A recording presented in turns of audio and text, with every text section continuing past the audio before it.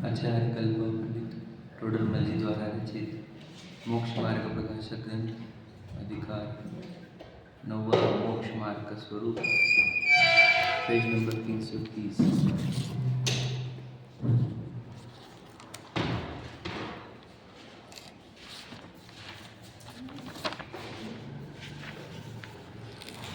तथा तत्वार्थ श्रद्धा लक्षण में जीव जीवादिक का व आश्रवादिक का श्रद्धान होता है। वह सर्व का स्वरूप भली भांति भाषित होता है, तब मोक्ष मार्ग के प्रयोजन की सिद्धि होती है। तथा यह श्रद्धान होने पर सम्यक्त्वी होता है, परंतु यह संतुष्ट नहीं होता। देखो, आश्रवादिक का श्रद्धान होने से रागादिक छोड़कर मोक्ष का उद्यम रखता है, इसके भ्रम उत्पन्न नहीं होता, इसलिए तत्वार्थ श्रद्धान लक्षण को मुख्य किया है। ठीक है। सुखी होने की यात्रा में पहला अगर कुछ कार्य करने योग्य है तो वो यह करने योग्य है कि सुख आएगा कहाँ से, इसका ज्ञान करो और इसका विश्वास करो। समझ रहे? सुख आएगा कहाँ से, इसका ज्ञान और इसका श्रद्धान। अब जिनेंद्र भगवान के वचन ये है कि हर वस्तु के अंदर गुण धर्म होते हैं और जिसके अंदर जो गुण धर्म होते हैं उसमें से वो कार्य होते हैं। अब ये क्या है? वैज्ञानिक बात है, ये साइंटिफिक बात है। समझ रहे? तो यदि सुख नाम का भाव चाहिए तो सुख उत्पन्न करने वाली वस्तु हमारे को चाहिए। समझ रहे? तो सुख उत्पन्न करने वाली वस्तु कौन सी है? तो लोगों ने तो धन को माना, पत्नी बच्चों को माना, भोगों को माना, ऐश्वर्य पद प्रसिद्धि घूमना फिरना, है ना, इन सब को सुख माना, परंतु इसमें से सुख निकलता है क्या? तो ये तो परिचित है, सुपरिचित अनुभूत है कि किसी में से कुछ नहीं निकल रहा। सुख निकल रहा क्या? घर परिवार में से, गाड़ी बंगले में से, घूमने फिरने में से, भोगों में से, है क्या नहीं? इसमें से सुख निकलता नहीं। तो फिर सुख निकलने का कौन सा द्रव्य है जिसमें से सुख निकलता है? तो जिनेंद्र भगवान ने ये कहा कि आत्मा नाम का द्रव्य है जिसमें से सुख नाम का भाव निकलता है। अब क्या करना होगा कि जो आपने जिनेंद्र भगवान ने वचन कहा है आपने कि सुख नाम का रस आत्मा नाम के पदार्थ में से आएगा, इसका क्या करना होगा? इसका ज्ञान करना होगा और इसका श्रद्धान करना होगा। इस ज्ञान और श्रद्धान का नाम ही सम्यक दर्शन और सम्यक ज्ञान है। समझ रहे क्या कह रहे? और कोई श्रद्धान ज्ञान की आवश्यकता नहीं है। सुख आएगा किसमें से? प्रकृति को देखो, तुम्हारे को खटास चाहिए तो नींबू के पास ही जाते हो, तुम खारापन चाहिए तो नमक के पास। समझ रहे? ऐसे देख लेना, तुम्हारे को जो जो चाहिए आप प्रकृति के पास ही जाते हो। चमकीला पत्थर वो सोना समझ लीजिए, और वो पत्थर कोई हीरा, प्राकृतिक ही चाहिए सब, है कि नहीं? तुमको सीमेंट बनाना है तो पत्थर की चूरी चाहिए। आप समझ लेना क्या बोलना है। यूज़ क्या करते हो तुम दुनिया में? खाने पीने आइटम हो, बिल्डिंग बनानी हो, या कुछ भी करना हो, नैसर्गिक वस्तु के अंदर जो गुण धर्म है वो गुण धर्म को पहचान कर यहाँ पर क्या सही रहेगा? सीमेंट के जगह पर प्लास्टर ऑफ पेरिस से बनाओगे बिल्डिंग तो क्या होगा बता? ईंटों के बीच में प्लास्टर ऑफ पेरिस भरा तो गई बिल्डिंग गिर के। तो वहाँ पर भी ये सीमेंट है, ये पक्का पकड़ेगा, ये जानते कि नहीं? तो ये क्या जान रहे? सीमेंट के गुण धर्म सही है कि नहीं? और प्लास्टर ऑफ पेरिस के गुण धर्म क्या है कि पानी मारा तो गया। समझे कि नहीं? कच्चा रहता है। तो सीमेंट के प्लास्टर ऑफ पेरिस के गुण धर्म जानकर ही तो कंस्ट्रक्शन किए जाते हैं, है क्या नहीं? तो सुखी होने का गुण धर्म आत्मा नाम की वस्तु में है, इसका विश्वास यह सम्यक दर्शन है, ऐसा ज्ञान वो सम्यक ज्ञान है। और फिर सुख उसमें से निकालने की प्रक्रिया वो सम्यक चारित्र है। समझे कि नहीं? इतना सरल तो है। तो कैसे निकालते सुख? तो बाहर सुख निकालने से होने वाले दुख बंद करने पर अपने अंदर से सुख अपने आप ही निकलता है। क्या कहा?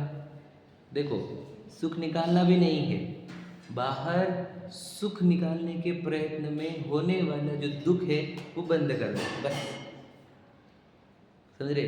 बाहर के जो प्रयत्न है, उद्यम है, वो बंद करने पर सुख निकालने के लिए कुछ करना नहीं पड़ता। क्यों? कि नमक में से खारापन निकालने के लिए क्या करना पड़ता है? कुछ नहीं करना पड़ता है। ज्ञान, तो वैसे आत्मा में से ज्ञान निकालने के लिए और सुख निकालने के लिए कुछ करना नहीं पड़ता, सिर्फ उसको अपने नेचुरल फॉर्म में रहने दो, बिना वजह किधर जाओ मत। मतलब क्या? बाहर देखो मत, बाहर प्रयत्न करो मत, उसको अपने नेचुरल फॉर्म में रहने दो। वो केवल ज्ञान भी उत्पन्न कर लेता है और अनंत सुख भी उत्पन्न कर लेता है। हाँ या नहीं? केवल ज्ञान कौन से द्रव्य में से निकलता है बताओ? कौन निकालता है? विचार करो। अंदर से ही निकला ना, अंदर से ही निकला केवल ज्ञान भी। और अनंत सुख कहाँ से निकला? वो भी अंदर से निकला। क्या किया? कुछ नहीं किया, बाहर का करना बंद किया तो अपने आप निकला। इतना सरल है, बताओ। मतलब अंदर की वस्तु अनंत ज्ञान और अनंत सुख निकालने के लिए रेडी है हमेशा।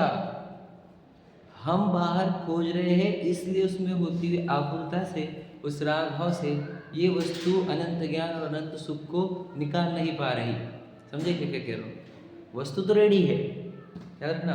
वस्तु तो इतनी रेडी है कि वे अरहंत सिद्ध दशा निकालने के लिए भी रेडी है, परंतु हम ही, बताओ, हम बाहर ही खोज रहे हैं। बताओ हमारी खोज कहाँ है? सुख की। बताओ, आपको पता है नहीं? सीधी सीधी बात है, मिट्टी के आकारों में आएगा आएगा आएगा। ये आकार में नहीं आया तो ये आकार में आएगा, ये आकार में नहीं आया तो ये आकार में आएगा। सोचो, ये अब ये बातें वैज्ञानिक है कि काल्पनिक है? बताओ। तो जब हम लोगों को बोलते हैं ना तुम जो सुख खोज रहे हो काल्पनिक है, तो वो बोलते हैं कुछ भी बातें करते हैं, वो बोलते हैं आत्मा काल्पनिक है। समझे क्या क्या कहा है? हम कह रहे हैं भैया तुम जो दुनिया में दौड़ लगा रहे हो, पैसे कमाओ, घूमो फिरो, ऐश करो, खाओ पियो, है ना, इसमें से सुख आएगा काल्पनिक है। क्यों? क्योंकि गुण धर्म नहीं किसी में। तो तुम मिट्टी के आकारों में से सुख निकालना चाह रहे हो तो तुम्हारा ये जीवन काल्पनिक है। तो सोचो, हमारे दृष्टि से वो काल्पनिक जीवन में जी रहे हैं, उनके हिसाब से आत्मा ही काल्पनिक है, तुम काल्पनिक जीवन में जी रहे हो। समझे कि नहीं? इसलिए ज्ञानी के लिए पागल पागल होता है और पागल के लिए ज्ञानी पागल होता है। समझे कि नहीं? समझे? पागल के हिसाब से ज्ञानी पागल ही होता है कि नहीं? तो सीधी सीधी बात है, बताओ, काल्पनिक जीवन हम जी रहे कि तुम जी रहे हो? बताओ। सुख नाम का गुण धर्म वाले पदार्थ बताने वाले जिनेंद्र भगवान है, वीतरागी सर्वज्ञ परमात्मा है, जिन्होंने पूरे विश्व को देखा, एक एक कण को देखा, एक एक जीव को देखा। उस जीव को देखकर उन्होंने कहा है कि ज्ञान और सुख का उगम स्रोत, उगम स्थान और एकमात्र स्थान आत्मा ही होता है। इसीलिए उन्होंने जो हाथ पे हाथ धरे बैठे हैं, वह याद रखना, कोई एक बुद्धू व्यक्ति का पागलपन नहीं है, वैज्ञानिक मुद्रा है वो। वैज्ञानिक मुद्रा क्यों? क्योंकि उनको अपने आत्मा में से केवल ज्ञान और अनंत सुख निकालना था, तो देह को उन्होंने स्थिर किया, ताकि देह स्थिर होगी तो मैं अपने ज्ञान से उपयोग को, है ना, यानी ज्ञान को, उपयोग को भीतर की वस्तु के अंदर समाऊं, तो फिर मेरे अंदर से केवल ज्ञान और सुख निकले। मतलब समझ रहे क्या? प्रक्रिया समझना। क्या प्रक्रिया है? वो उनकी वीतराग मुद्रा क्या है कि बाहर के प्रयत्न बंद किए। बताओ, समझ रहे कि नहीं? हाथ पे हाथ धरे रहना, ये सिद्ध चिन्ह है कि बाहर कुछ नहीं करना। हस्त युगल जिनवर करे पर का करता होय। तो हाँ, बाहर तो करना ही नहीं कुछ। मतलब सुखी होने के लिए कुछ तो करना पड़ेगा, कुछ तो करना पड़ेगा। मतलब सुखी होने के लिए कुछ तो कुछ करना पड़ेगा कि नहीं? क्या लगता है भैया? बिना कुछ किए सुख हो जाता है क्या?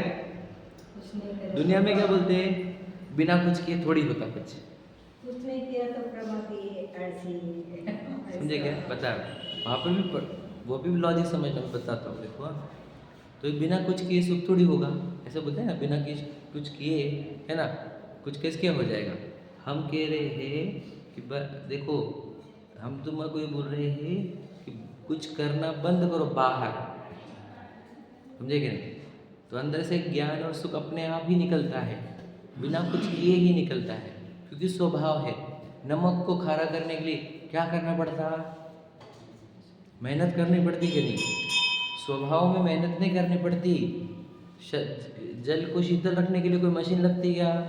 गर्म करने के लिए लगती मशीन।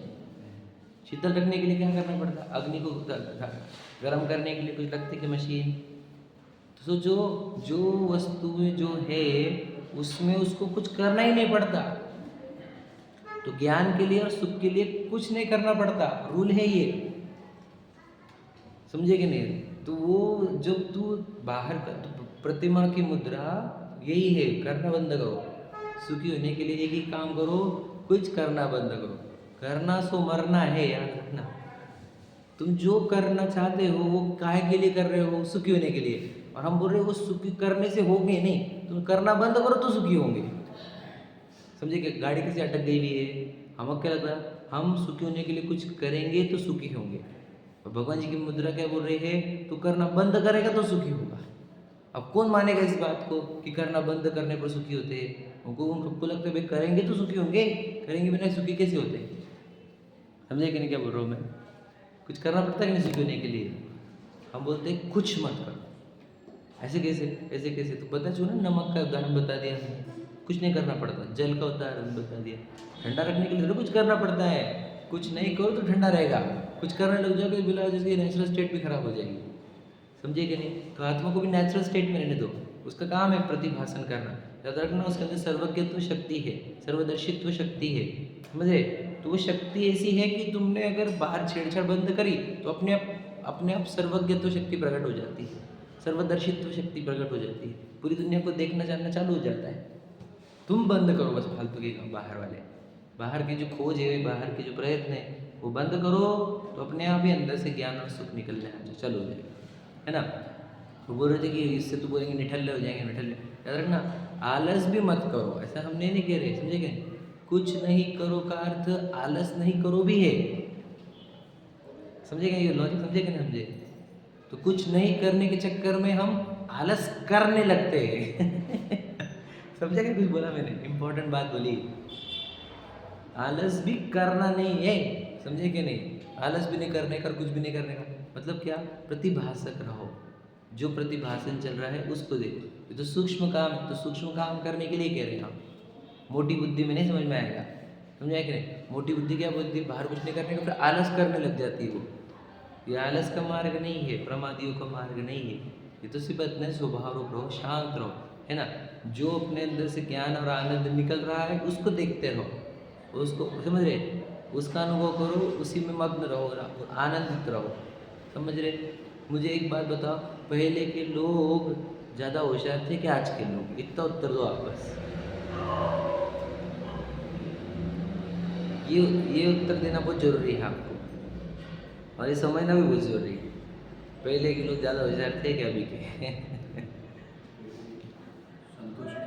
संतुष्ट थे? नहीं, हमसे सुखी नहीं पूछा, होशियार पूछ रहा हूँ मैं। सुखी भी थे वो, होती बात पक्की है, और होशियार भी थे, भी सिद्ध करता हूँ। देखो, वे कभी प्रकृति को बिगाड़ते नहीं थे, नेचुरल सिस्टम कभी नहीं। उन्होंने वो जो चेन है वो जानते थे वो, तो उन्होंने निसर्ग को बिगाड़ा नहीं, तो अच्छे से रह पाए वो। अब ये देखो पागल लोग जो एजुकेशन करके निकले, फॉरेस्ट तोड़ रहे हैं, वैसे इंडस्ट्रीज बना रहे हैं, सब पोल्यूशन कर रहे हैं। अब ये नेचुरल कैलेमिटीज़ आ रही, अर्थक्वेक आ रहे, फ्लड्स आ रहे, सोचो कितने आ रहे, रोज आ रहा है न्यूज़ में अलग अलग। तो ये होशियार लोगों के कारण हो रहा है कि ये बुद्धू लोग हैं एक नंबर के। तो पहले के लोग होशियार क्यों? क्योंकि वे करने धरने में कम थे, तो ज्ञान अच्छा खुलता था उनका, विकसित रहता था। सोचो, शरीर का भी विज्ञान जानते थे वो। मुझे बताओ, दिल्ली वो संक्रांत में खाने का लॉजिक साइंटिफिक तो आज पता है अपने को, साइंटिफिक साइंस तो प्रूव कर रहा है आज। वो लोगों के पास साइंस नहीं थे, उन्होंने कैसे समझा इसको? वो इतने होशियार थे, बताओ। ठंड के दिनों में वो खारी खोबरा खिलाओ, समझे, खजूर खिलाओ, मतलब। तो सोचो, वो इतना विज्ञान जानते थे शरीर का। दुखने लग गया तो वो जो दाई लोग थे पुराने, है ना, सब समझता था उनको, शरीर का विज्ञान समझता था कि नहीं? आजकल के डॉक्टर को जब तक तुम टेस्ट नहीं करते वो भी समझता नहीं। अब बुद्धू कौन है बताओ? पहले के नाड़ी पे समझ जाते सब चक्कर क्या है। आप समझे कि वो लोग बीमार भी कितना कम पड़ते थे, सबको मालूम था बॉडी में कितना डालना कितना नहीं डालना, क्या हानिकारक है क्या स्वास्थ्यवर्धक है। तो वे होशियार थे। और क्यों बोल रहा हूँ मैं ऐसा होशियार, वे करने धरने में कम लगे हुए थे ना, तो ज्ञान में अच्छे थे। तो ज्ञान में अच्छे थे तो शरीर का विज्ञान जानते थे, प्रकृति विज्ञान जानते थे, इसलिए वो सुखी भी रह पाते थे। देखो उनके माइंड पे बर्डन नहीं था, कोई स्ट्रेस वाला नहीं था पहले, कोई डिप्रेशन वाला नहीं था। समझे कि ये सब मॉडर्न बीमारियाँ, ये स्ट्रेस डिप्रेशन एंग्जाइटी है क्या नहीं, ये सब कहाँ से आ रहा है? ये सब पागल हो गए ना, तो ज्ञान कम कर लिया अपना, है ना, उससे हो रहा है। तो ज़्यादा करने के चक्कर में करो करो करो करो करो, ज्ञान भी खत्म, विवेक भी खत्म, सुख भी खत्म। इसलिए ज्ञान और सुखी होने का सबसे सिंपल तरीका है कि बाहर कुछ करो मत। ये क्यों बोल रहा हूँ मैं, समझाना है। ये इस पे से है कि जैसे ही जीव जीव आश्रमबद्ध समझते हैं हम, उससे उससे क्या समझ में आता है कि सुख आएगा आत्मा नाम की वस्तु में से, शरीर नाम की वस्तु में। और शरीर वस्तु कौन सी? पुद्गल की है क्या नहीं, और पुद्गली घर गाड़ी बंगले, इसमें से सुख नहीं आएगा। ये विश्वास सम्यक दर्शन सम्यक ज्ञान है। फिर बाहर से सुख खोजने वाले प्रयत्न बंद कर देना, वह मतलब बाहर सुख खोजने के प्रयत्न आश्रमबद्ध थे, और अब अंदर ही आत्मा में से सुख निकालने का प्रयत्न करना, वो संवर निजरा है। और अंदर से पूर्ण सुख निकल गया सो मोक्ष है। समझ में आया? प्रक्रिया ये है। तो जो जी सम्यक दृष्टि हो जाता है, मतलब यहाँ पर लिखा एक लाइन अच्छी है कि जो सात तत्वों को जानेगा उसको अपने सुख कहाँ से आता है ये पक्का हो जाता है। समझे कि नहीं? उसको सम्यक दर्शन हो गया, वो शांत नहीं बैठता। पूर्ण सुख जब तक ना निकाल पाए तब तक प्रयत्नशील रहता है। मतलब पूर्ण सुख कब आएगा? जब मैं अपने ज्ञान को पूर्ण आत्मा में लगा दूंगा। तो जब तक उसका ज्ञान आत्मा में नहीं लगता, उपयोग आत्मा में नहीं लगता, तब तक वो प्रयत्नशील रहता है और अपने उपयोग को आत्मा में लगाकर पूर्ण सुखी होने तक प्रयत्नशील रहता है। लेकिन ऊपर के 3 केस में क्या हो रहा है कि वो तो पहले ही संतुष्ट हो गया। पहले संतुष्ट होने से वो उपयोग को अपने आत्मा में लगाता नहीं, लगाने का प्रयत्न नहीं करता, इसलिए आश्रय होते रहते हैं और वो होने देते रहते हैं और बढ़ाते रहते हैं। इसलिए 7 तत्वों में ये भूल नहीं होती। कौन सी भूल नहीं होती? कि वह संतुष्ट होकर स्वच्छंदी हो जाए। 7 तत्वों में वो यदि मान भी लिया उसने कि मैं आत्मा हूँ और मेरे अंदर से सुख आता है, तो भी अपने अंदर से पूर्ण सुख आने तक वो अपने ज्ञान को निरंतर आत्मा में लगाने का प्रयत्न करता है। इसी को साधना कहते हैं। यही संयम, तप, निर्जरा, अकिंचन्य और ब्रह्म, संयम, तप, त्याग, अकिंचन्य और ब्रह्मचर्य है। यही है वो कौन सा वाला? जहाँ से हम अपने उपयोग को भीतर की ओर लगाना प्रारंभ करते हैं। यही संयम है। संयम में क्या है? इंद्रिय संयम। इंद्रिय संयम में क्या होगा? उपयोग को इंद्रिय से बचाकर उपयोग को आत्मा में लगाने का नाम ही तो संयम है। ये नहीं खाते, वो नहीं खाते, वो नहीं खाते, उसका नाम संयम नहीं है, व्यवहार संयम है। उपयोग को इंद्रिय द्वार से बचाना, समझे कि नहीं? प्राणी संयम और इंद्रिय संयम में भी मुख्य इंद्रिय संयम है। और इंद्रिय संयम का अर्थ ये है कि उपयोग को इंद्रिय द्वार में नहीं जाने देना, उपयोग को ज्ञायक में, चैतन्य वस्तु में रमाना, यह है संयम। यही प्रक्रिया है। तो उपयोग को आत्मा में लगाएंगे तो क्या वस्तु को आना प्रारंभ होगा, तो बस राग द्वेष घटना प्रारंभ होंगे। यही वो साधना है, यही वो प्रक्रिया है जिसमें से सुख निकलता है। तो यही वो ज्ञानी जन करते हैं, 7 तत्व मानने वाले, 7 तत्व जानने वाले। फिर ये संयम, तप, त्याग, अकिंचन्य और ब्रह्मचर्य, ये पूरे प्रयत्न करता है। और वो जो 7 तत्व नहीं जानता है वो तो आश्रय बंध में ही लगा देता है। इधर जीव जी की चर्चा करेगा और आत्मा में उपयोग लगाने के लिए प्रयत्न नहीं करेगा। ऐसे जीवों को सब निश्चयभाषी बोल दो, तो समझे कि उसको आभास हो गया उनके जीव में शरीर पर है, तो बस हो गए सेटिस्फाइड। राग द्वेष घटाने के कोई प्रयत्न नहीं कर रहा, समझे कि नहीं?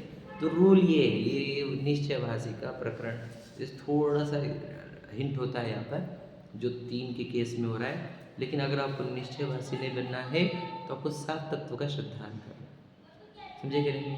तो 7 तत्व कहाँ है? कहाँ है? अंदर। मैं अपने आप को, ये शरीर, घर, गाड़ी, बंगले, ये जो दिख रहे हैं ये सब अजीव तत्व है। इनको देखने वाला चेतन तत्व है। इन अजीवों के लक्ष्य से मेरे अंदर उत्पन्न होने वाला भय, चिंता, इच्छा, राग द्वेष वे सब आश्रवबंध तत्व है। और अपने लक्ष्य करने पर मेरी भय चिंता आकांक्षा इच्छा सब नष्ट होती है, आनंद उत्पन्न होता है, वो संवर निजरा तत्व है। और मेरे अंदर पूर्ण आनंद उत्पन्न होने लग जाए, वो मेरा मोक्ष तत्व है। ये सब आपको अच्छे से अपने अंदर उतारने हैं। 7 चीज़ें सीखनी है, 7 चीज़ों में तो गड़बड़ मत करो, समझे कि नहीं? बहुत नहीं है जिनवानी, 7 तत्व अच्छे से समझना है। देखो लिखा है आचार्य कुंद ने कि भूतार्थ से जाने अजीव जीव पुण्य पाप और निर्जरा आश्रय संबर बंध मुक्ति यही संकेत जानना। समझिए इतना ही तो जानना है। अरे इतना ही इसको जानने को और मानने का नाम सम्यक दर्शन है। मैंने तो सम्यक दर्शन की सरल परिभाषा भी दी आपको अभी थोड़ी देर पहले कि मैंने कहा सुख कौन से पदार्थों में आएगा, इसका विश्वास और इसका ज्ञान, वही सम्यक दर्शन और सम्यक ज्ञान है। और सुख निकालने की प्रक्रिया वह सम्यक चारित्र है। समझा? क्या कहा? सुख कौन से पदार्थों में से आएगा बताओ भला। हम क्या मानते हैं ये बताओ।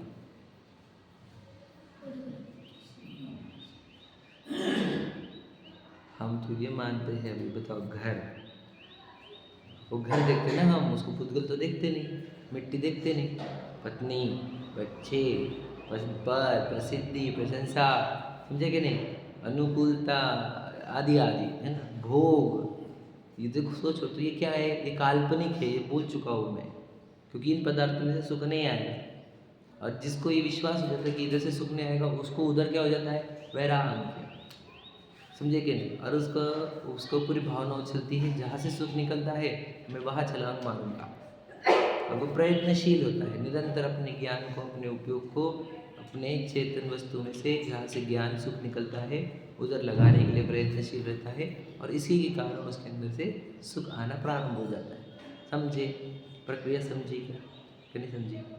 समझ में आया? किधर सुख है, कौन सी वस्तु में से आएगा बताओ? क्रिकेट बॉल में से आएगा कि नहीं, बैट में से, स्टम्प बेटा किधर से नहीं आता। जिस वस्तु में ज्ञान और सुख नेचुरल है, नेचुरल नैसर्गिक, उसमें से आएगा। ज्ञान और सुख नैसर्गिक किस में? आत्मा में। ज्ञान है कि नहीं? आया कि नहीं ज्ञान? जान कौन रहा? जिसमें से ज्ञान आता है उसमें से सुख आता है, कि दोनों वस्तु एक ही है। ठीक है, पढ़ते हैं अपन। देखो, अथवा तत्वार्थ श्रद्धान लक्षण में तो देवादिक का श्रद्धान व आपापर का श्रद्धान व आत्मश्रद्धान गर्भित होता है।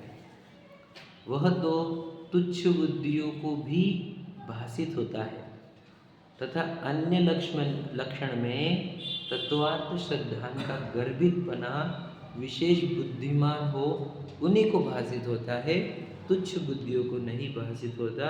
इसलिए तत्वार्थ श्रद्धान लक्षण को मुख्य किया है।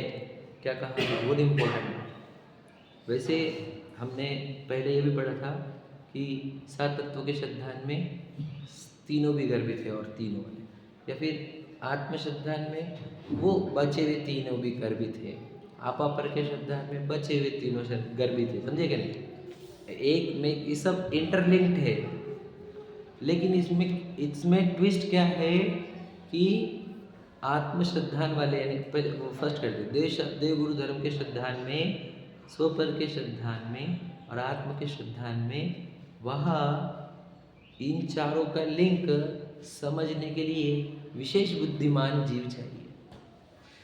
समझे कि नहीं? कि देव गुरु धर्म के श्रद्धान में 7 तत्व भी है, देव गुरु धर्म के श्रद्धान में आपापर भी है, देव गुरु धर्म के श्रद्धान में आत्म श्रद्धान भी है। ये समझने वाला बुद्धिमान जीव ही होता है। तुच्छ बुद्धि वाले देव गुरु धर्म के श्रद्धान में से वे 3 श्रद्धान नहीं निकाल पाते हैं। समझा? वापस से सेकंड केस, आपापर के श्रद्धान में देव गुरु धर्म का भी श्रद्धान है, आपापर के श्रद्धान में 7 तत्वों का भी श्रद्धान है, आपापर के श्रद्धान में कौन सा वाला? आत्म श्रद्धान भी है। ये समझने के लिए विशेष बुद्धिमानी चाहिए, जो सबके पास नहीं होती है, तुच्छ बुद्धियों के पास नहीं होती है। इसलिए ये लक्षण को भी मुख्य नहीं किया।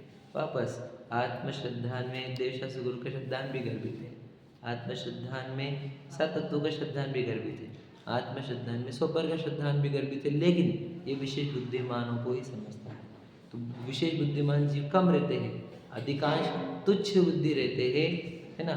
इसलिए सात तत्वों के श्रद्धान में वे तीनों गर्भित है, ये तुच्छ बुद्धियों को भी समझ जाता है, समझे कि नहीं। इसलिए सात तत्वों के श्रद्धान में अगर आपके पास बुद्धि वो नहीं है तो सात तत्वों के श्रद्धान करो, तीनों अपने आप कवर हो जाएंगे, डोंट वरी, समझे कि नहीं। मैंने आपको बताया, देखो संवर निर्जर तत्व मुनिराज होते हैं, मोक्ष तत्व अरहंत सिद्ध होते हैं, समझे कि नहीं। संवर निर्जर तत्व को धर्म भी कह सकते, तो देवगुरु धर्म आ ही गया। अब में जीव जो है वो आपा पर है, जीव है वो स्व तत्व आत्मा हो गया, आ गया ना सात तत्व में, चारों गर्भित हो गए कि नहीं। सात तत्व में सब कुछ गर्भित है। ऐसे सात में तो आपको बताओ ना कि सात तत्व में पूरा जिनागम गर्भित है। मैं तो बहुत अच्छे से, मेरे को एक बात हमेशा बोलता हूँ कि आप कोई भी प्रवचन उठाओ, कोई भी, कौन सा भी, किसी का भी, और उठाओ और मुझे बोलो कि ये आप कौन से तत्व के बारे में बोल रहे हैं, मैं आपको प्रूव कर दूंगा ये सात में से एक तत्व को ही बोल रहे हैं, ये पक्का है। उसमें भी बता दूंगा मैं, उसमें एक तो जीव का परम उपादेय तो बताएंगे, उपादेय तो अजीव का परत्व, आश्रव बंध का हेयत्व, संवर निर्जर मोक्ष का उपादेयत्व, यही प्रवचन चलते, इसके सिवा कोई प्रवचन ही नहीं है समझे क्या बोला। अगर इसके सिवा कोई वचन है तो वो प्रवचन नहीं है, समझ रहे, वो संसार वचन है जहाँ आश्रव बंध की उपादेयता बताई जाए, संवर निर्जर मोक्ष की हेयता बताई जाए, अजीव का एकत्व ममत्व बताया जाए, समझे कि नहीं, जीव को विस्मरण किया जाए, वह तो प्रवचन नहीं है, वे तो संसारिक जीवों के कुवचन है। लेकिन जहाँ जहाँ प्रवचन चल रहे हैं वहाँ पर ये सात चीज़ें ही बोली जाती है। मतलब जैसे मैं बताया कि जीव की परम उपादेयता, अजीव की हेयता यानी गेयता, परत्वता, है ना, आश्रबंध की हेयता, संवर निर्जर मोक्ष की उपादेयता, ये ही बताया जाता है जिनागम में, और कुछ नहीं बताया। कोई भी प्रवचन उठाओ, निमित्त नैमित्तिक संबंध का चैप्टर चल रहा है तो कौन सा चैप्टर है, जीव का चैप्टर चल रहा है, कोई भी लिखा लाओ, गुण स्थान बोलो तो क्या कर रहे, आश्रबंध का संवर निर्जर मोक्ष का ही कथन है, बताओ तुम कौन सा भी लाओ ना, कौन सा भी चैप्टर लाओ, समझे, वो तीन लोग का वर्णन चल रहा है ना, जम्बूद्वीप भी वो अजीव तत्व का वर्णन चल रहा है, बता क्या बोल रहे हैं, इसके सिर्फ कुछ नहीं है, पूरा जिनागम सात तत्व में गर्भित है। जिसने सात तत्व पर कमांड डाली उसने पूरे जिनागम पर कमांड डाली, याद रखना। और जिसके साथ तत्व ढीले उसके पूरे जिनागम ढीला है, रूल याद रखना। यानी सेवन सात तत्व की है, पूरे मोक्ष मार्ग की, मास्टर की है, जिसके हाथ में सात तत्व है उसके अंदर पूरे दरवाजे खुल जाते हैं उसके, समझे कि नहीं। और सात तत्व में पहला विभाजन शरीर अजीव तत्व लगना चाहिए, ये बात याद है, शरीर अजीव तत्व लगे और संयोग भी अजीव तत्व लगे। संयोगी जो भाव उत्पन्न होते हैं वे दुख रूप लगे, ठीक है नहीं। असंयोगी तत्व आत्मा दिखे, असंयोगी भाव संवर निर्जर मोक्ष सुखदायक लगे तो समझ लेना हमारी मुक्ति होगी, समझ रहे। संयोग संयोगी भाव ये क्या हो गए, अजीव और आश्रवबंध। असंयोगी वस्तु मतलब जीव और असंयोगी भाव मतलब संवर निर्जर मोक्ष, समझ रहे कि नहीं। इतना सरल है, देखो मैं तो कितनी भाषा में बोल चुका सात तत्वों का आज तक, मैं अगर लिखा हुआ मैंने बहुत अलग अलग टाइप से बोल के देखा है सात तत्वों को, और एकदम सरल है वो वे सात तत्व, वो शब्द से कठिन लगते हैं तो है तो बहुत सरल, समझिए नहीं। स्वभाव विभाव से बात करें, विभाव आश्रवबंध है, स्वभाव संवर निर्जर मोक्ष है। विभाव अजीव को देखकर होते हैं, स्वभाव जीव को देखने पर होते, हो गया। कितने सरल है सात तत्व, है कि नहीं। और दिग प्रतिमा पर ही देख लो आप, भगवान जी अजीव को गौण कर रहे हैं और जीव को मुख्य कर रहे हैं, इसलिए आश्रवबंध चेहरे पे दिख रहे नहीं है, बॉडी पर संवर निर्जर मोक्ष दिख रहा है, समझे कि नहीं। एकदम सर मुनिराज के भी केस देख लो आप, जंगल में क्यों है, अजीवों को गौण किया, जीव के लिए गए, और उनके जीवन में देखोगे तो 28 मूल गुणों से उनके आश्रवबंध की हेयता दिखती है, और उनकी जो आत्म ध्यान से आत्मा की परम उपादेयता संवर निर्जर मोक्ष दिखता है, समझे कि नहीं समझे। अभी देखने की कला होती है, मुनिराज को देखते हुए भी सात तत्व दिखते हैं, भगवान जी को देखने पर भी सात तत्व दिखते हैं और संसारी जीवों को देखने पर भी सात तत्व दिखते हैं। बताओ कैसे? बताओ। ये जो खा पी रहा है, घूम फिर रहा है, फोटोग्राफ ले रहा है, समझ रहे, चिंतित है, पीड़ित है, रोता हुआ है, परेशान है ना, तो ये क्लियर दिखता है कि अजीत तत्व का लक्ष्य करके कैसे आश्रम बंद कर रहा है मतलब। और है कौन? जीव तत्व। तो मैं को बोलता हूँ कि आप यहाँ से जाओ तो सात तत्वों को लेकर जाओ, जिधर उधर सात तत्व दिखने चाहिए, समझे कि नहीं? और अपने अंदर को भी देखो कि देखो इच्छा हुई, अरे आज अपने को ये खाने का है, तो मान लेना आज जीव का लक्ष्य हुआ है, आश्रय उत्पन्न हो रहे हैं, जीव का लक्ष्य करो। अपन तो चेत है, अपन तो खाते नहीं आज तक, ये शरीर ही नहीं हुए आज तक, शरीर का संयोग पूर्व कर्म ने करा दिया, तो इसका मतलब ये थोड़ी कि मैं खाने लग गया, तब आत्मा थोड़ी खाती है। ऐसा बार बार रखोगे तो आश्रय बंध घटेंगे, संबंध जो मोक्ष प्रकट होगा। प्रयत्नशील रहना पड़ेगा हमारा, समझ रहे ना? तो सात तत्वों में तो चारों लक्षण गर्भित है, ये बात बहुत इंपॉर्टेंट है। सात तो ये तुच्छ बुद्धि भी समझ लेता है, मतलब तुच्छ बुद्धि के लिए सात तत्व सबसे अच्छे है ना? तो टोडरमल जी ने खुद ही प्रश्न उठाया कि जब जिनागम में चार लक्षण कहे, आप क्यों सात तत्वों को मुख्य कर रहे हो? खुद ही प्रश्न पूछा उन्होंने कि क्यों ऐसा कर रहे हैं आप? मतलब सोचो, जिनागम ने तो मैंने क्या बताया आपको, हर एक आचार्य ने अपने अपने अपेक्षा से सम्यक दर्शन के लक्षण लिख दिए। आचार्य समंत भद्र जी बोल रहे देवशास्त्र गुरु की श्रद्धा नहीं सम्यक दर्शन, उमा स्वामी आचार्य कुंद बोल रहे सात तत्वों की श्रद्धा सम्यक दर्शन, समझे? समय सारजी में ही कहीं पे आचार्य कुंद स्वपर के श्रद्धान को कहते हैं, है ना? कभी अमृतचंद्र जी आत्मा के श्रद्धान को बोलेंगे। तो ये भले ही अलग अलग अपेक्षा हो, लेकिन इन सबका सही तरीके से मैच और इसमें से हमारे लिए क्या काम का है, ये बताने वाले टोडरमल जी टोडरमल जी ने रहे, अरे चैप्टर ने रहे, तो याद रखना, जो जी स्वपर के श्रद्धान को सम्यक दर्शन सुनेगा वो स्वपर करते रहेगा और आश्रय भी करता रहेगा, और वो आश्रय से बंधन भी होते रहेंगे उसको, समझे कि नहीं समझे? समझेगा भी नहीं उसको कि मेरे को कितने बंधन हो गए, है कि नहीं? इसलिए वो जीवों को, तो ये टोडरमल जी है, वो बोलते हैं तू सात तत्व सीख, तुझे फिर समझ में आएगा आश्रय बंध होना नहीं, संवर निजरा मोक्ष तक पहुँचना है, तो रुकेगा नहीं बीच में, कंप्लीट करेगा जर्नी अपनी, ठीक है? तो ये बता, फिर से पढ़ लेता एक बार।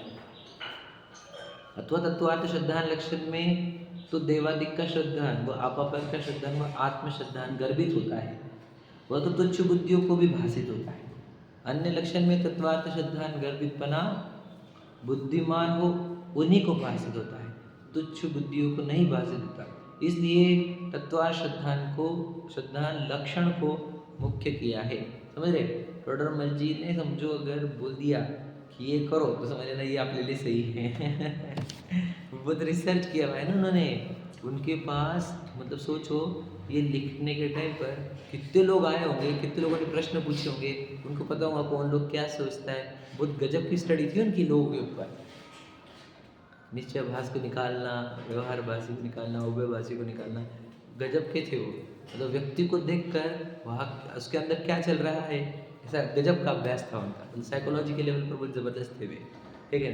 तो इन चारों में से ये अज्ञानी जीव क्या कर लेगा उनको पता था, तो इसलिए बोलते रहे ये मत कर, तू ये वाली ले, सात तत्व वाली दवाई ले तू, समझेगा नहीं? तू फंस सकता है उन तीनों की दवाई में, वो है अच्छी दवाई है लेकिन तेरे लेवल की नहीं, वो तू गड़बड़ कर देगा उसके अंदर। तो एक काम कर, तो सात तत्वों की दवाई ले, इससे तेरा काम हो जाएगा। तो अपने आप को पहचान भी लेगा, शरीर को अजीब भी मान लेगा, उधर के राग द्वेष भी छोड़ देगा और अपने अंदर समा कर पूर्ण सुखी हो जाएगा। तुझे कंप्लीट प्रोसीजर मिल जाएगी, समझे कि नहीं? देखो ये जो जिनागम है हमारा, उन्होंने सात तत्व देकर संवर निजरा तक रोका नहीं, वर्ड बोला मोक्ष। आपको बताया, मैंने को बताया छोटा लक्ष्य सबसे बड़ा अपराध होता है, फेमस लाइन नहीं है, छोटा लक्ष्य महा अपराध। जिनागम ने हमारे को लक्ष्य क्या दिया? मोक्ष का। तो इतना बड़ा लक्ष्य, मतलब वो सिद्धशिला वाला नहीं, अपने अंदर से उत्पन्न होने वाले इच्छाएं, राग द्वेष, इनको खत्म करने का लक्ष्य दिया गया है कि नहीं? और उसका नाम मोक्ष कहा गया। तो जब तक हमारे अंदर से एक कण भी इच्छा या राग रह जाए तब तक मेरी जर्नी चालू है, ये बात पक्का करना है कि नहीं?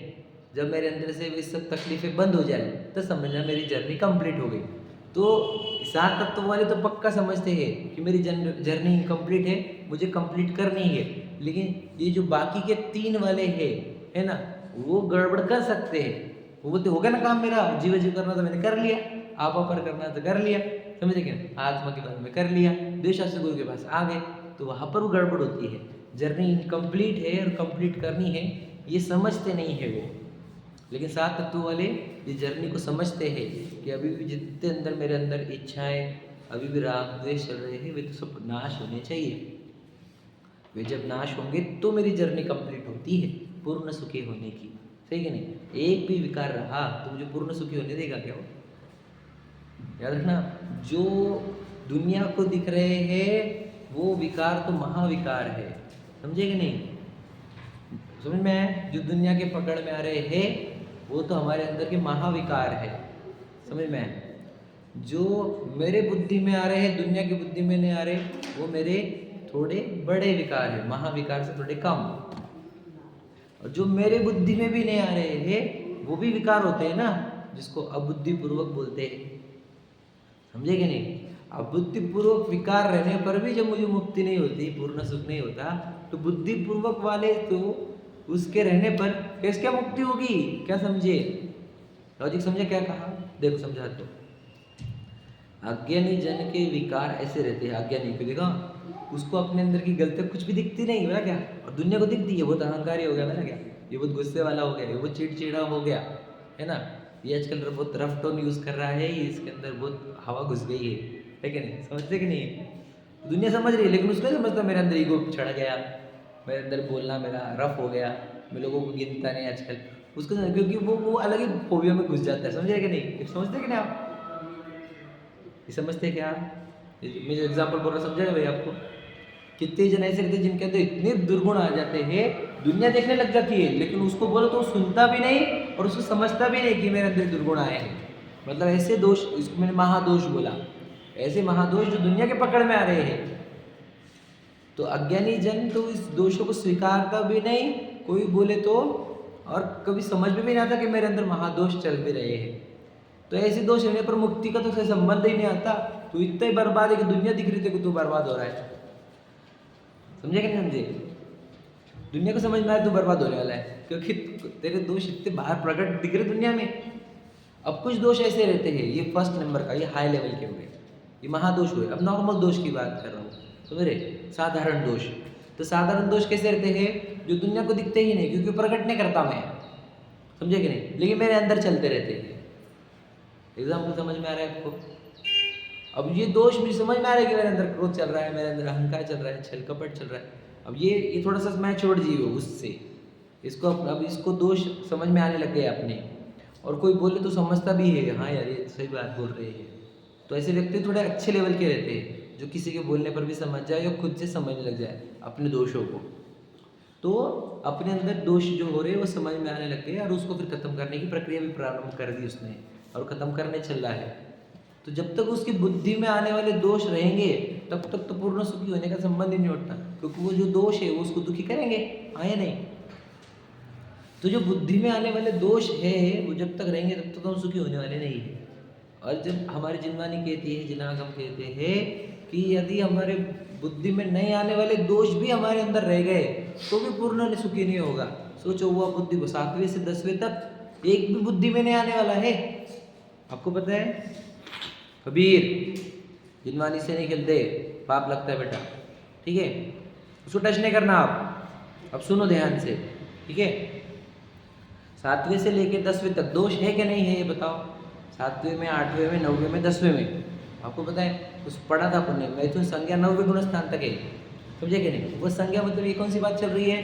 अंदर वाली, समझे? तो सोचो 7वें, 8वें, 9वें, 10वें में ऐसे दोष है जो बुद्धि में पकड़ में भी नहीं आते, और फिर भी वो दोष चल रहे हैं। समझे कि नहीं? समझे कि नहीं? और तो जब तक वो 10वें तक वो दोष चलेंगे तब तक केवल ज्ञान भी नहीं होता और अनंत सुख भी नहीं होता। तो सोचो, अंदर के भीतर के दोष जब केवल ज्ञान और अनंत सुखी नहीं होने देते, जो बुद्धिपूर्वक जो मेरे भी पकड़ में नहीं आ रहे हैं, इतने सूक्ष्म है, तो उससे भी जब केवल ज्ञान नहीं होता तो जो पकड़ में आने वाले दोष है वो रहने पर हमारे को कैसे सुख होगा? इसलिए हमारे को क्या, हमारे पास सोचो, सब बोलते हैं क्या करने का, पढ़ लिया हमने, सुन लिया हमने। अरे तेरा काम हुआ का? अपने अंदर के दोष गिन और खत्म कर। टारगेट कितना बड़ा है हमारे पास? तुमने बुक्स का टारगेट लेकर बैठ गए, तुम दोषों को नाश करने का टारगेट लेकर बैठो। आपको पता है रविंद्र जी से सुनी थी लाइन, दोष ही तो नाश करने हैं, गुणों से तो भरे हुए ही है। तो जीवन करना क्या है हमारा? जीवन तो यही है, दोषों का नाश करने के लिए आए हैं हम हमारे। समझे कि नहीं? यदि कोई दोषों को बोले तो उससे नेगेटिव मत हो जाओ, समझे कि नहीं? सुन लो, अगर हो तो सुधार करो, नहीं हो तो छोड़ दो। उस व्यक्ति से द्वेष करने मत लग जाओ, समझे कि नहीं? बात सुन लेना, हमेशा हमेशा बोल रहा हूँ।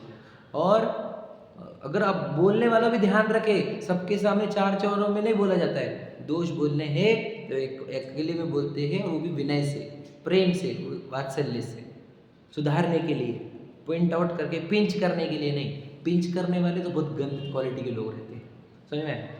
तो बोले भी तो एकांत में, अकेले में, सुधारने के लिए, भलाई के लिए। बोलने वाले भी इतना विवेक रखे, और सुनने वाले भी ये देखे कि मेरे अंदर है क्या दोष है, तो सुधार कर लो। अच्छा ही किसी ने बोला, अगर नहीं है तो गौण कर दो, उसको लगा होगा ऐसा इसलिए बोल रहा है, तो उसके भी द्वेष नहीं करना। और अभी करना क्या है? मेरे दोष दूर करते चलो, समझे कि नहीं? तो मेरे जीवन के पास बहुत बड़ा टारगेट है ना मेरे पास, तो ये बोल रहा हूँ, ये 7 तत्वों वाले के पास टारगेट है, उसको पूरी दोष दूर करने हैं। इसलिए वो कभी सेटिस्फाइड होकर स्वच्छंदी नहीं होता। वो बाकी 3 केस वाले हो सकते हैं, इसके केस में उसको पता है जितने दोष वो आश्रय बंदे है, और जितना निर्दोष बना है वो संवर निजरा मोक्ष है। तो उसका जीवन जब तक निर्दोष नहीं होता तब तक वो चैन की सांस नहीं लेता, वो निरंतर प्रयत्नशील बना रहता है। समझा क्या? समझे कि नहीं समझे? वापस समझा देता हूँ। प्रतिक्रमण जो कंपलसरी प्रोसीजर कही गई, क्यों कही गई? मुनिराज भी करते हैं ना आपको, समता समारे तुति उचारे वंदना जिन देव को नित करे प्रतिक्रमण, समझ रहे कि नहीं? तो प्रतिक्रमण मुनिराज की केस तक प्रतिदिन, और हमारे को आलोचना पाठ जैसे बोला जाता है कि नहीं? तो ये प्रतिदिन आवश्यक क्यों है? क्या है ये? जैन धर्म ऐसा क्यों बोलता है आलोचना पाठ, जबकि दुनिया में आलोचना को बहुत बुरा माना जाता है? तो जैन धर्म ही ऐसा धर्म है जहाँ पे स्वयं की आलोचना की जाती है। स्वयं की मतलब स्वयं के दोषों की, और खुद की आलोचना, दोषों की आलोचना करके खुद को शुद्ध बनाया जाता है। मुझे बताओ, हम स्वयं के दोषों की आलोचना वाले हैं कि स्वयं के अंदर गुणों की प्रशंसा करने वाले? बताओ। आपको पता है, हम तो उसकी भी प्रशंसा करते हैं जो मेरे अंदर गुण नहीं है। क्या कहा? जो गुण नहीं है हम उसकी भी प्रशंसा करने लग जाते, स्वयं की, एक बात। और दूसरी बात, अगर गुण है भी तो उसकी प्रशंसा करने लग जाते हैं। नहीं है कि भी करते हैं, है कि भी करते हैं, और कुछ कुछ तो दुर्गुण होते हैं उसकी भी प्रशंसा करते हैं हम हमारे। क्या कहा? थोड़ी सूक्ष्म समझो बात को। क्या कहा? समझे? 3 चीज़ें बताई। और आपने किसी भी, चाहे आप गुण की करो, दुर्गुण की करो, या जो गुण नहीं है उसकी कर रहे हो, स्वयं की प्रशंसा हुई तो नीच गोत्र का बंधन होता है। ऐसा क्यों? मैं तो प्रश्न पूछा था कि यार ये नीच गोत्र क्यों आ गया? अरे तो दोष निकालने के लिए आया कि कोई स्वयं की बढ़ाई मारने के लिए आया है? आपको पता है उपगुहन अंग है सम्यक दृष्टि का, वो स्वयं के गुण ढांकता है और दूसरों के दोष ढांकता है। स्वयं के दोष प्रकट करता है, दूसरों के गुण प्रकट करता है। क्या कहा? उल्टा बोला। सुनो क्या बोला सब। उपगुहन वाला क्या करता है? 4 चीजें बोली, बोलो। स्वयं के ढांकता है ना, स्वयं के दोषों को ढांकता है, दूसरों के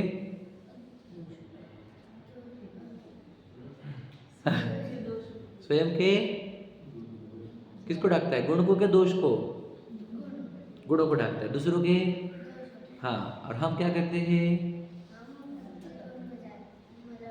हाँ बोलो। दूसरों के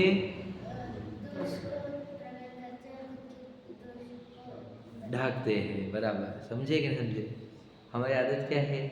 स्वयं के गुण बताना, दूसरों के दोष। सम्यक दृष्टि एग्जैक्टली ऑपोजिट रहता है इससे। वो स्वयं के दोष बताता है और दूसरों के गुण। ये क्यों बोल रहा हूँ मैं? आपको लग रहा होगा चैप्टर बाहर हो गया। बिल्कुल चैप्टर में हूँ मैं, मेरे 7 तत्वों के चैप्टर में। सम्यक दृष्टि जीव अपने अंदर चल रहे छोटे से छोटे विकार को नष्ट करने के लिए प्रयत्नशील रहता है, इसलिए वो कभी भी सेटिस्फाइड होकर स्वच्छंदी नहीं होता। समझे कि नहीं? अब एक बात बता रहा हूँ, और स्वच्छंदता ये भी तो महादोष है जो बाहर वालों को भी समझ में आता है और उसको खुद को समझ में नहीं आ रहा। समझे कि नहीं? तो एकदम वो जो पहले 3 लक्षण वालों में कुछ स्वच्छंदी रहते हैं ना, बताया ना उन्होंने। तो सोचो महादोष चल रहे हैं और वो भी सेटिस्फाइड है वो कि अपन तो मोक्ष मार्गी है। लेकिन 7 तत्वों के केस में वैसा नहीं होता। 7 तत्व जानने वाले कभी भी सेटिस्फाइड नहीं होंगे। 7 तत्व जानने वाले, 7 तत्व मानने वाले कभी सेटिस्फाइड नहीं होंगे, क्योंकि उसको पता है अभी भी कितने दोष है जो बुद्धिपूर्वक है, ये सब नष्ट करने हैं मुझे कभी क्रोध ना आए। क्रोध आने पर विचार करते कि किसका क्रोध आए, मुझे भी क्रोध को जीतना है। अहंकार ना आए, छल कपट ना हो जाए, लोभ ना हो जाए, है कि नहीं? मैं पैनिक कब होता हूँ, मैं कब स्ट्रेस में आता हूँ, ये इसके अंदर वो रिसर्च करते करते अपने अंदर से वो चीज़ें खत्म करते करते वो पूर्ण सुखी और वो पूर्ण निर्दोष होते चलता है। समझे कि नहीं? रविंद्र जी की लाइन है, बताता हूँ। जिन धर्म की प्रभावना निर्दोष हो स्वामी, रे तत्व की आराधना निर्दोष हो स्वामी। ऐसा भावना भागते भगवान जी कि मेरी आराधना भी निर्दोष हो और मेरी प्रभावना भी निर्दोष हो। जिन धर्म की प्रभाव, तो निर्दोष होने का मार्ग है ये। आपको पता है कि क्या बोला मैंने? जैनिज्म इज इक्वल टू दोष रहित होना। और फिर गुण तो भरे हुए ठसाठस। तुम सिर्फ दोष दूर करो, गुण तो अंदर भरे हुए है, केवल ज्ञान प्रकट हो जाएगा, अनंत सुख प्रकट हो जाएगा। अब देखो हमारी जर्नी कैसे होनी चाहिए फिर, निरंतर दोषों को दूर करने वाली और दोषों को, अपने दोषों को प्रकट करने वाली, दोषों को स्वीकारने वाली। अगर हम याद रखना, कुछ लोग इतने एरोगेंसी में खड़े हो जाते हैं, मैं खुद के एक्सपीरियंस से सब बोल रहा हूँ, कि जब कोई सामने वाला दोष प्रकट करने को आता है हमारे, तो हम उसको इतने गलत तरीके से झाड़ देते हैं कि वो दोष बोल ही नहीं पाता। और जब हम ऐसा फ्रीक्वेंटली करने लग गए तो लोग बोलना बंद कर देते हैं हमारे जैसे को। समझे कि नहीं? वो जब बोलना बंद कर देते हैं तो अपने दोष प्रकट करने वाले, बताने वाले जो हमारे शुभ चिंतक होते हैं, वे हमें बोलना बंद कर देते हैं और इसके अंदर वो दोष जो कि त्यों बने रहते हैं। क्या बोला, समझा क्या?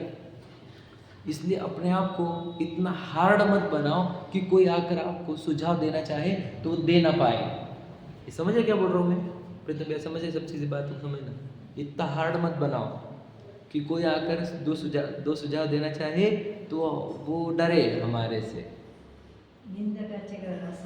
मतलब सब बात समझ रहे कि नहीं? यही बात है, वो भी बात इसी के लिए है, लेकिन उसके लिए भी अच्छा व्यक्ति चाहिए जो निंदा सुन सके, पचाने की ताकत होनी चाहिए। समझे कि नहीं? और अपने आप को इतना हार्ड मत बनाओ, ये बात बोल रहा था मैं, कि कोई आगे अपने को दो सुझाव देना चाहे तो ना दे पाए, है ना? तो अपन ऐसे सॉफ्ट रहो कि अपने को कोई दो चीज़ें बोले, हम सुन ले, समझ ले और अपने आप को सुधारते चले। ये सुधारने की प्रक्रिया है खुद को। समझे कि नहीं? प्रतिदिन प्रगति के नाम पर करना क्या है अपने आप को, मेरे दोष घटते हुए चले और मेरे सुख बढ़ता हुआ चले, बस।